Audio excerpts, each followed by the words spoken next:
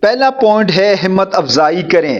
جب بچہ کسی مشکل میں ہو تو ہمارا کام یہ نہیں کہ فوراً اسے حل کر دیں، بلکہ ہمیں کہنا چاہیے کہ مسئلہ واقعی مشکل ہے، تم پریشان ہو کیونکہ یہ ہے ہی مشکل، لیکن میں تمہارے ساتھ ہوں، تم یہ کر سکتے ہو۔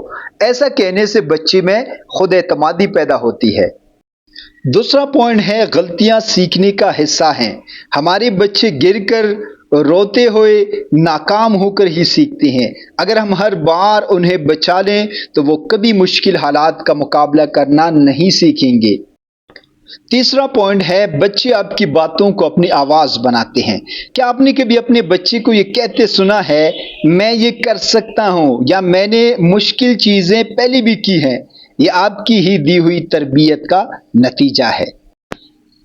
تو آج سے عہد کریں، بچوں کو خوش رکھنے کے بجائے انہیں مضبوط بنائیں، کیونکہ کامیاب بچے وہ نہیں جو کبھی نہ روئیں، بلکہ وہ ہیں جو آنسو پوچھ کر دوبارہ کوشش کرتے ہیں۔